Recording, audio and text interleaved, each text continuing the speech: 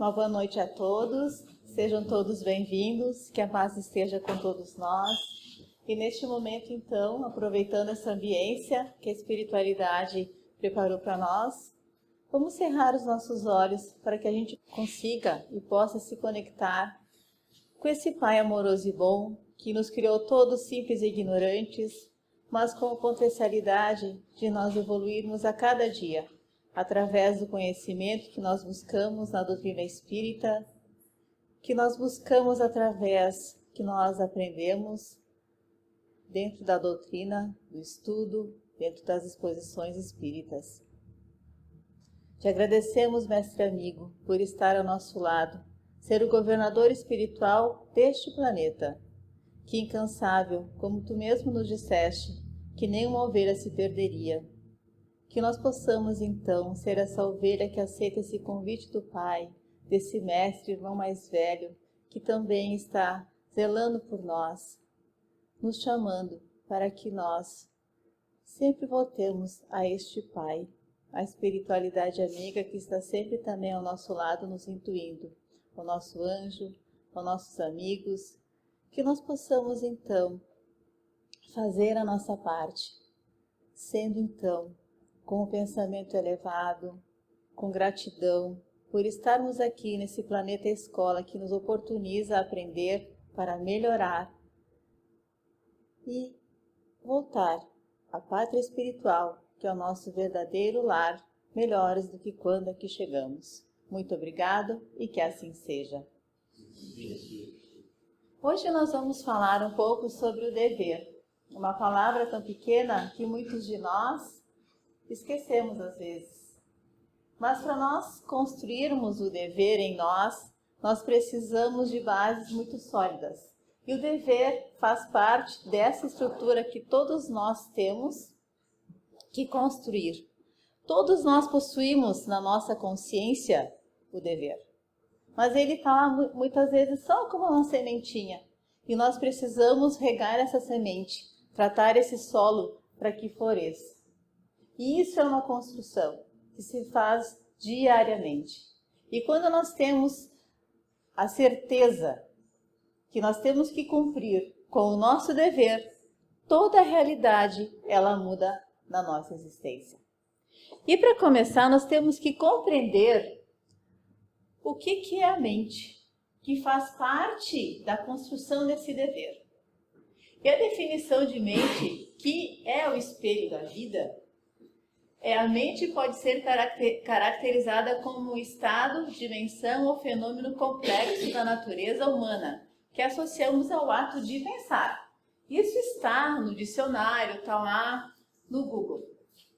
Mas nós podemos ampliar esse conhecimento que a doutrina espírita nos trouxe através da obra de Calderaro, né, que ele fala na obra Mundo Maior, que é uma psicografia de Chico Xavier, ditada por André Luiz. Então ele explica, Calderaro, que nós temos a nossa mente, que ele diz que é a nossa casa mental, que ela é dividida como se fosse em andares. Para a gente ter e fazer essa analogia, para a gente poder compreender. Então, no primeiro andar, está ali toda a nossa história, que é o nosso instinto. Desde que nós somos criados, cada um de nós foi criado. Está tudo aqui. É como se fosse a memória RAM do nosso computador. Não dá para deletar. Vai ficar gravado para sempre. Mesmo quando a gente já for anjo, que a gente já for um espírito muito, ultra, hiper, mega evoluído. Vai ficar gravado. A diferença que vai acontecer é que quando nós estivermos aqui, no vir a ser, quando nós atingirmos esse patamar mais evoluído, a gente não vai querer nem pensar em fazer eclodir o que está aqui nesse porão, que é a fofoca, que é a inveja, que é o egoísmo. Porque a gente, até chegar lá, no último andar, a gente vai ter passado por tanta dificuldade, por tantas transformações, que vai estar tão bom que a gente vai querer não descer mais para esse nível aqui. E nós temos então aqui o andar do meio, que é a razão, os nossos sentimentos, o nosso esforço, que é a nossa memória atual. É a memória que nós utilizamos todos os dias. Quando a gente lembra o que fez ontem, o que a gente vai fazer amanhã. Tudo está gravado, tudo fica no andar do meio. Então, são as nossas conquistas diárias que a gente lembra e que a gente utiliza todos os dias. Mas nós teremos, então, esse futuro aqui, que é o vir a ser. E todos nós temos isso em nós. Nós temos essa necessidade, essa vontade, porque nós sabemos que nós somos um filho de Deus, nós temos essa centelha divina e nós sabemos que nós podemos ser melhores.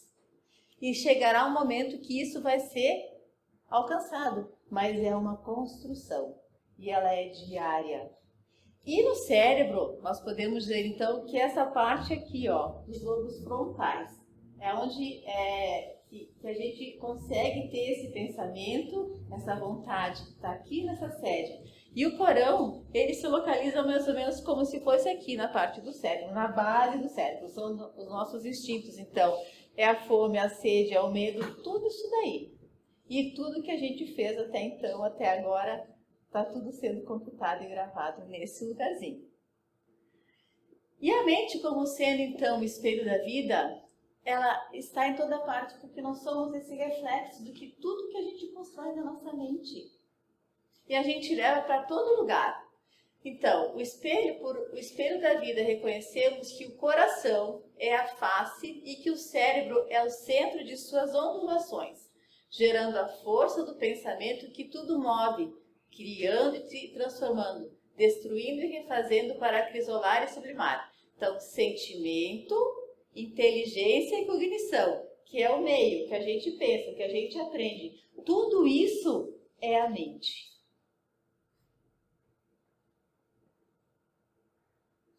Então, a minha vida, a nossa vida, será sempre o que você esteja mentalizando constantemente. Por quê?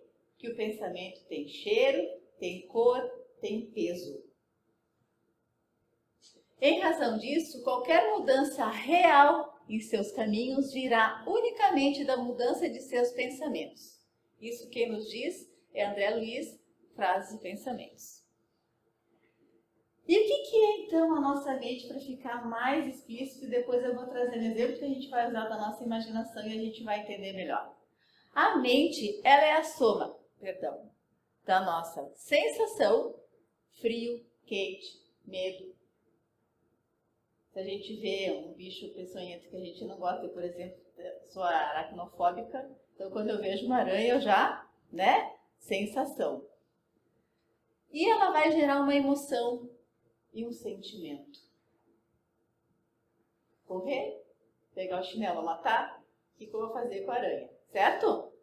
Que vai gerar o pensamento, que eu vou criar então em mim esse pensamento e eu vou fazer a ação de correr ou de dar a chinelada nela, ou de deixá-la quieta e eu lá no outro canto.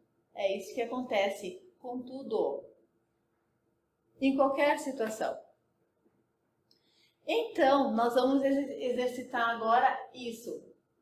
E nós vamos exercitar a sensação com um cheirinho de café que todos nós já sentimos hoje de manhã. E eu tenho certeza que todos aqui, pelo menos, gostam do aroma, do cheiro do café. Então, isso vai gerar uma sensação em nós. Mas se não for o café, pode ser chocolate, o que você gostar. O que mexer em você, o que tocar em você. É só um exemplo. Vai gerar essa emoção de querer, de nos levar para algum lugar onde a gente já esteve, ou seja, no café da manhã, ou seja, em algum outro lugar. Pode ser um perfume. Isso vai mexer com a gente e vai nos transportar. E vai gerar um pensamento. Eu vou ter a vontade de tomar realmente esse café, de fazer um café da manhã, ou o que mexer em mim. Eu vou lembrar, eu vou criar na minha cabeça, no meu pensamento, isso. E vai gerar um sentimento, que pode ser um encontro com amigos, encontro com a esposa, com o filho, com a mãe, com o pai, enfim. um lugar. E vai gerar ação de eu querer fazer esse café ou não, ou de ter esse encontro ou não. E os nossos pensamentos, a nossa mente é tudo isso. São criações. E o que a gente cria, acontece. Pode não se materializar, mas isso não quer dizer que não aconteceu no mundo espiritual. Porque os espíritos, eles veem, eles enxergam e sentem o cheiro dos nossos pensamentos. E o que vai fazer com que a gente faça atitude positiva ou não, que tenha a força de ter a ação, é a nossa vontade. E a nossa vontade, ela é comparada como um grande escritório. A vontade não pode imprimir a reflexão mental, mas pode impor o jugo da disciplina sobre os elementos que administra. Então é a vontade que vai me dizer se eu vou escolher o caminho A ou o caminho B. Se eu vou ficar onde eu estou ou qual atitude que eu vou ter. O uso persistente dessa faculdade soberana permite-nos a modificar a nossa natureza, vencer todos os nossos obstáculos, dominar a matéria, a doença e a morte. Isso está lá, o problema do ser, do destino e da dor, de Leon Denis. Então veja que nós temos uma força muito grande em nós. A vontade é como se fosse o play do botão. É você ter o controle na mão de ligar e desligar. Cada um de nós tem. Mas cada um de nós tem também o livre-arbítrio dessa escolha para qual direção nós vamos dar essa vontade. E a vontade é a maior de todas as potências, que também está lá na mesma obra. A vontade divina é o supremo motor da vida universal. Por isso que Jesus dizia, eu faço a vontade do meu Pai que está no céu. Ele diz ainda que nós achamos que temos vontade, mas na verdade o que nos domina ainda são os desejos, pelas nossas emoções e pelas nossas sensações que nós sentimos. A vontade pode agir tanto no sono como na vigília. Então, quando nós preparamos o nosso sono, nós fazemos uma prece, nós nos conectamos com os nossos amigos espirituais, com o nosso guia, com o nosso anjo, com certeza nós vamos continuar ou trabalhando, ou ajudando, ou estudando, ou aprendendo. Se nós não nos preparamos e nós continuamos com pensamentos perturbados, ou nós vamos ficar ao lado do nosso corpo físico, ou nós vamos nos ligar com aqueles espíritos que com a mesma afinidade de pensamento que nós estamos. Então a vontade ela gerencia, né, o nosso desejo, a inteligência, a imaginação e a nossa memória. E é aí que ela decide para o bem ou para o mal. Somente a vontade é suficientemente forte para sustentar a harmonia do espírito. Então vejam que o dever ele está ligado aqui. Porque quando eu vou construindo esse dever, eu tenho o entendimento, eu vou compreendendo que fazer o dever que é o que é certo vai ser melhor para mim. Porque existe toda uma estrutura por trás de tudo isso. E nós criamos um hábito. Quando nós fazemos boas escolhas ou más escolhas. Repetidas vezes. Eu faço as mesmas escolhas, as mesmas situações todos os dias, eu vou criar um hábito. E esse hábito, então, é essa repetição, até se tornar uma automação, que eu faço no piloto automático, que eu já nem penso mais. Caminhamos como operários distraídos e infiéis que abandonam a máquina preciosa que devem servir, criando a ilusão ou a desilusão, através do hábito que nós construímos. A evolução impõe novos costumes para ciclos mais altos, hábitos de cada dia para a felicidade, bondade, entendimento, educação e dever de servir. Nós temos o dever, Emmanuel fala, nessa obra aqui, Pensamento e Vida, nós temos o dever de refletir Deus. porque nós somos filhos. E é isso que Deus quer de nós. Que nós sejamos instrumento para auxiliar quem está ao nosso lado. E nós só vamos fazer isso quando a gente cumprir o nosso dever e fazer a vontade do Pai, cumprindo essa lei divina e universal para o bem de todos nós. E nós chegamos no dever. E olha que bonito. O dever é uma submissão. E quando a gente não entende isso, a gente só quer direito. A gente acha que é vítima. Nós somos vítimas das nossas escolhas. Não é do sistema, não é do pai, não é da mãe, não é de ninguém. Nós somos vítimas das nossas escolhas. Das que nós fizemos em outras encarnações, são dessas. É simples assim. O que cabe a nós é assumirmos a responsabilidade. E por quê? Nós temos essa submissão às leis divinas, que é o desenvolvimento das nossas faculdades, das nossas melhores faculdades. Por quê? Ela exige de nós uma faixa de ação. O bem ou o mal. Vai definir a faixa de ação que eu vou estar quando eu fizer aquela escolha que mostrei anteriormente.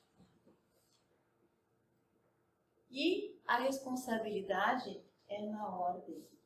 Então, cada escolha vai ter uma responsabilidade. Minha. Intransferível.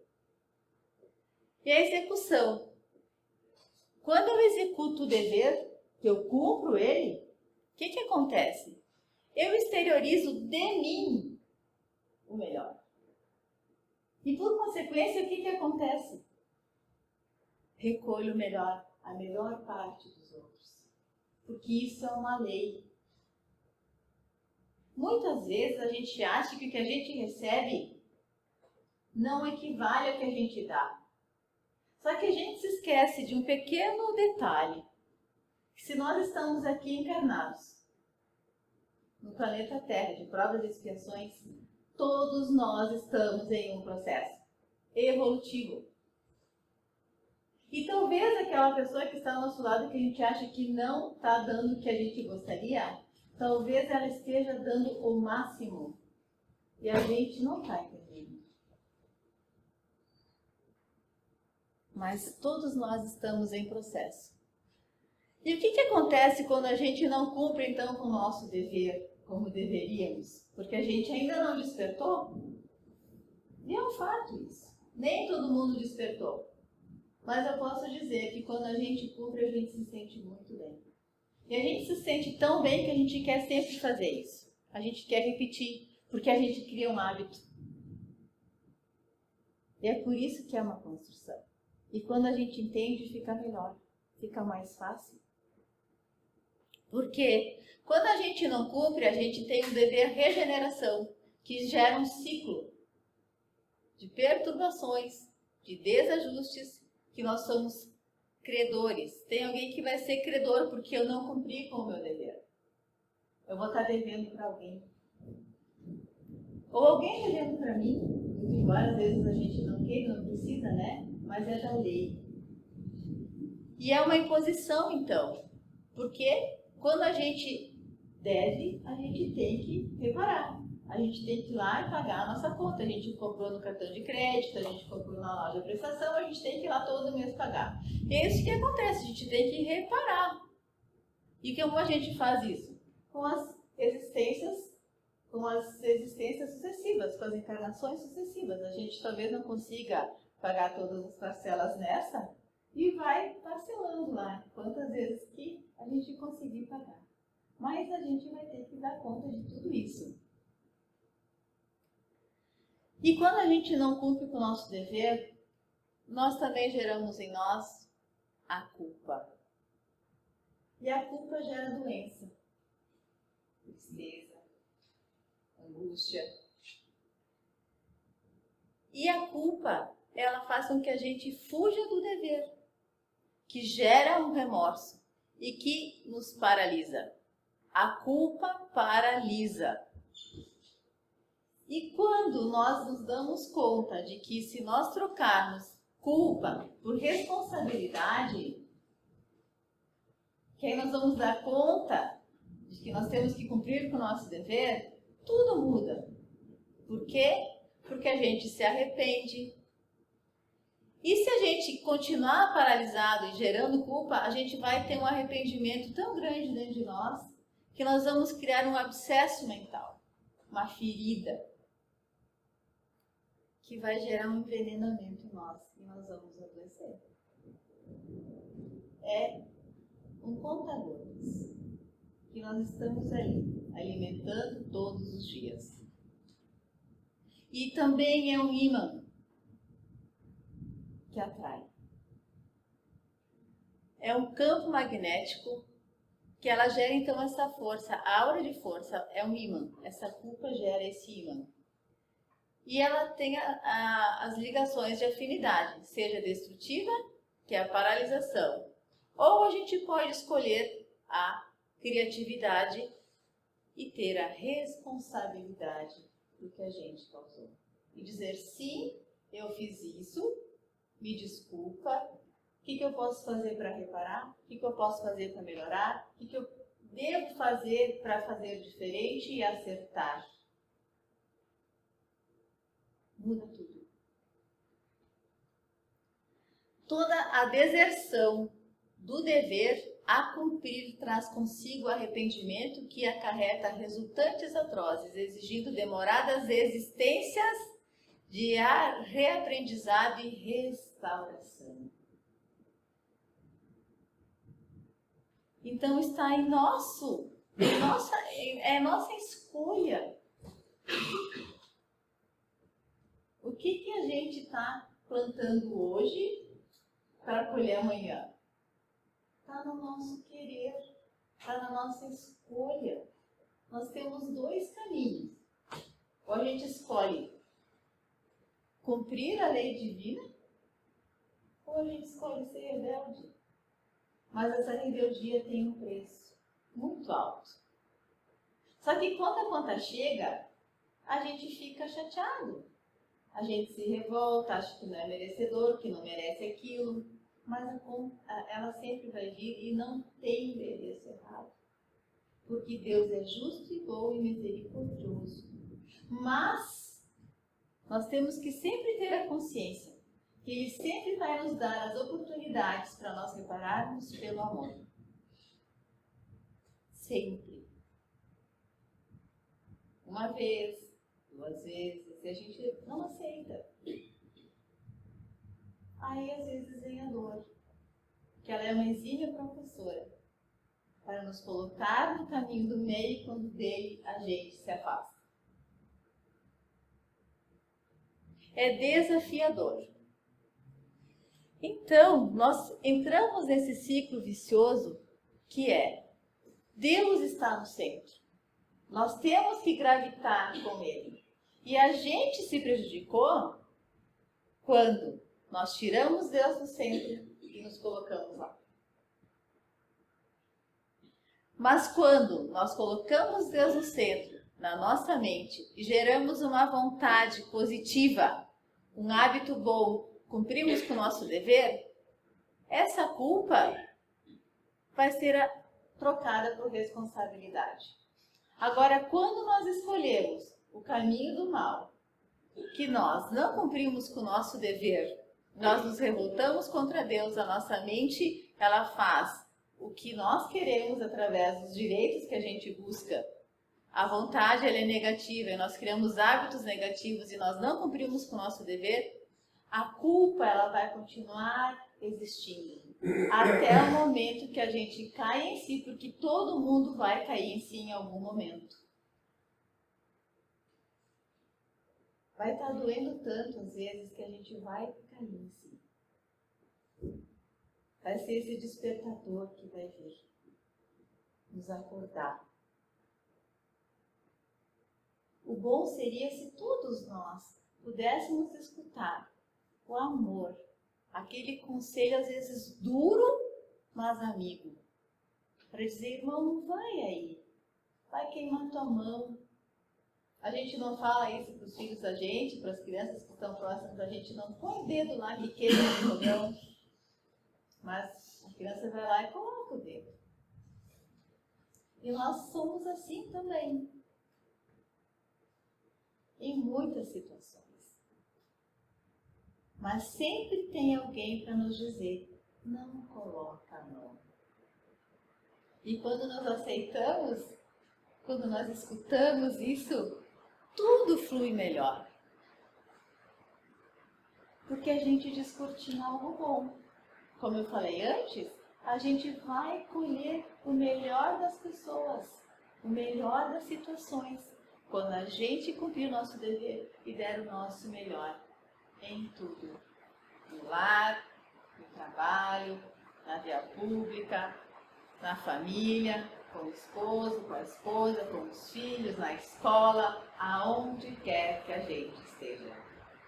Em todo lugar. Nós seremos pessoas melhores para esse mundo que a gente quer melhor. Mas que mundo é esse? É aquela casa mental que eu mostrei antes. O mundo melhor começa aqui, em nós. Não é fora. Porque tudo que está fora aqui está dentro de nós. Então, se a gente quer ver um mundo melhor, sem tanta violência, sem tanta guerra, sem tanta discriminação, o nosso mundo interior precisa mudar. Nós temos que sair do porão. Nós temos que domesticar aquelas peçonhas que estão lá no porão, na nossa mente. Domá-las, orientá-las. Para que a gente chegue mais rápido no terceiro andar, que é o nosso vir a ser, um ser melhor. Porque o dever, ele está lá no capítulo onde fala sobre ser perfeitos. É um quesito para ser perfeito, cumprir o dever, que são as leis divinas, que estão na nossa consciência também.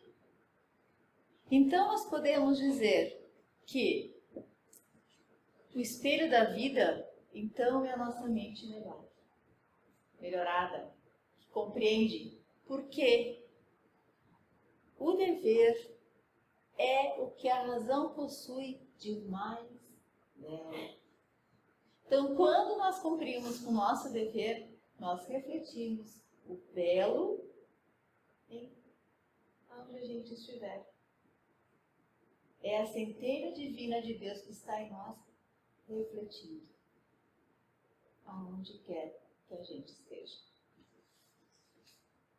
Eu agradeço a atenção pela oportunidade desse encontro e eu convido os médiuns, então,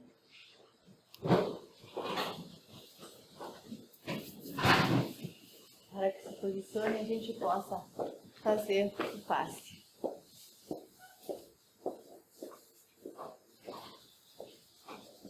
Mentalizando, então, esse ambiente cheio de fluidos balsâmicos que a espiritualidade amiga traz para nós neste momento. Que nós possamos levar daqui tudo o que nós viemos buscar, boas energias, bons fluidos, bons pensamentos que nós vamos levar para os nossos lares, mas sabendo que cada um de nós precisa fazer a sua parte, porque a espiritualidade faz a dela, mas nós precisamos fazer a nossa, porque assim tudo flui melhor, porque nós somos filhos deste Pai, que nos ama, que nos busca, que nos quer ao seu lado. Mas para isso nós queremos também fazer esse movimento de querer ir e aceitar o convite dele, de cumprir as suas leis, de sermos realmente filhos. Obrigado, mestre amigo. Obrigado a Kardec por ter organizado essa doutrina para que nós tenhamos a melhor compreensão dessas leis. Aos mentores amigos desta casa e deste trabalho, a nossa gratidão. E que nós possamos voltar aos nossos lares, então, cheios de bom ânimo, sabendo que o dever a cumprir todos os dias, onde quer que nós estejamos, sempre vai nos levar ao nosso melhor, recebendo o melhor dos outros nos melhores caminhos. Te agradecemos, Pai, hoje e sempre pela oportunidade deste encontro. Muito obrigado e que assim seja.